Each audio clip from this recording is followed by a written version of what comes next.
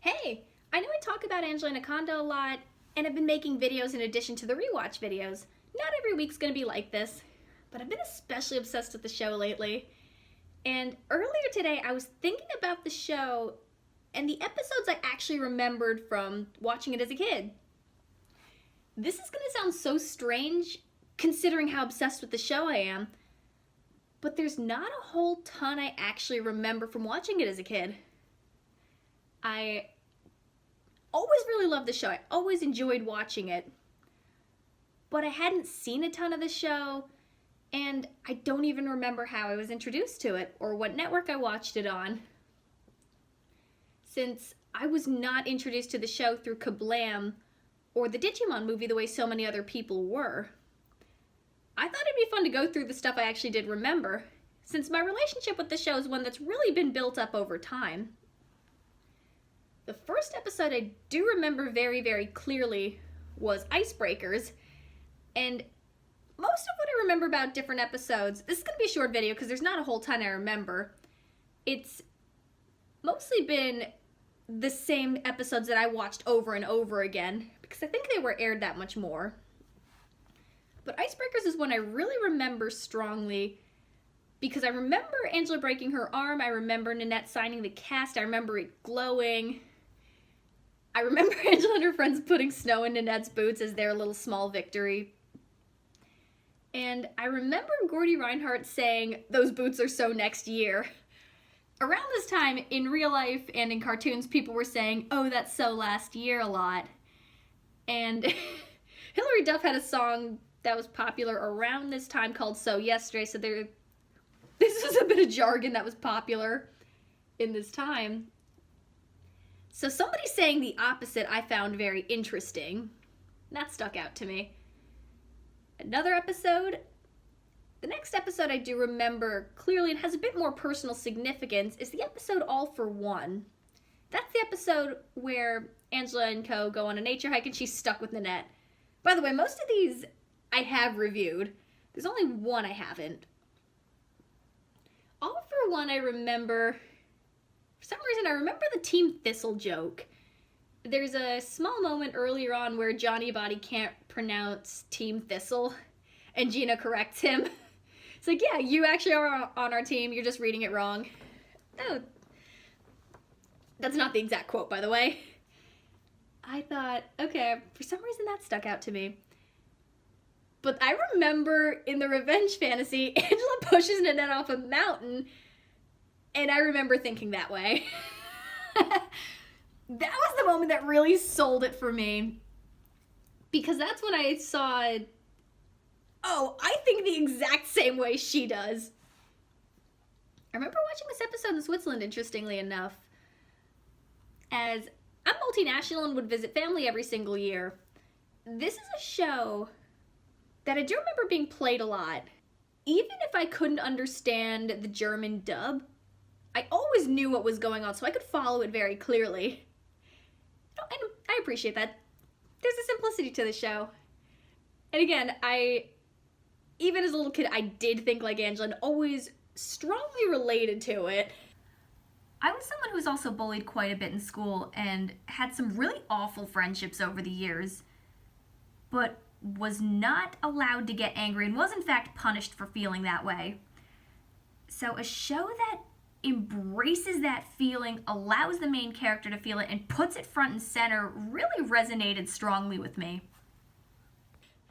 And for some reason, I think it's just the image of Angela pushing Nanette off a mountain that makes me laugh. Even now. The one episode I didn't review, but I remember as a full episode, was The Dog Ate It. I will get to this episode. It's, however, not the top of my to-do list in terms of episodes to review. The plot of the episode is Angela's dog eats her homework and knows Miss Brinks is not gonna believe her when she says it, so she builds up this web of lies that continues. I thought the way they handled that subject, the comedy of it, the craziness of the situation, I thought they handled it really in a unique way in this particular episode. Yeah, plenty of kids shows dealt with lying, but I always the way, even as a kid, I thought the way they do episodes and the way they tell stories, they do their own unique spin on things. The show, that's why I say the show really does have its own unique identity. And the final episode that I remember very clearly was You're So Vain. That's the episode where Angela writes a poem about her dog and Miss Brinks thinks it's about her. I remember the joke where Angela says, "Oh, I knew I should have put in that part about drinking from the toilet." I also remember the part where Angela tells her friends that it's about her dog, that it's about King, and Gina says, "Martin Luther?" For some reason I remember that. Yeah. And I don't remember the show being on at a consistent time, so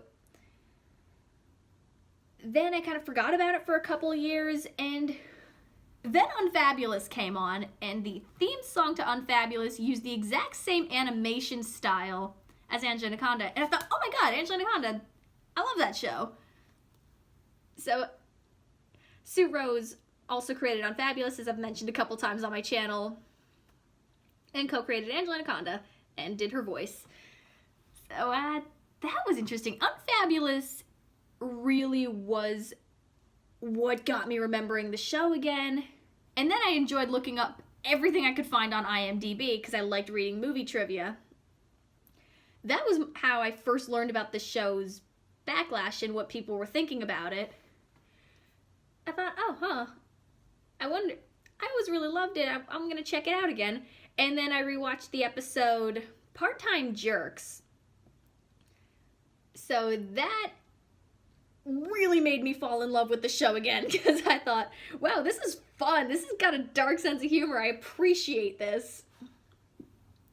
And again, that rekindled my love for the show. And then I forgot about it again for a couple years, and Nostalgia Critic's Digimon movie review came out.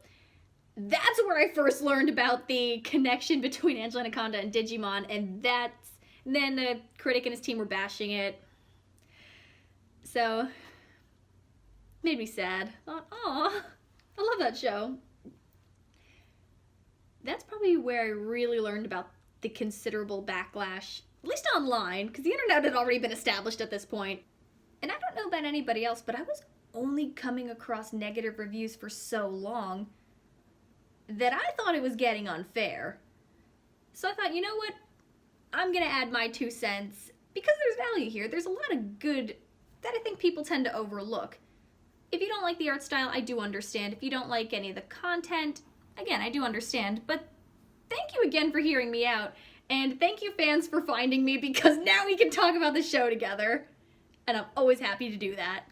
I'm actually very curious, to the handful of people who watch my channel, I'm actually really curious as to what your experiences with the show are, because people tended to remember different things about it. People were drawn to different episodes, and people latched onto different things about the show. At least those of us who watch and love it. So I'd be really curious as to what other fans have remembered about the show. And now, because you've been watching my journey, I'm really curious to know about others. Curious to know what you think. That's my journey with the show. Still gonna be talking about it. You guys are awesome.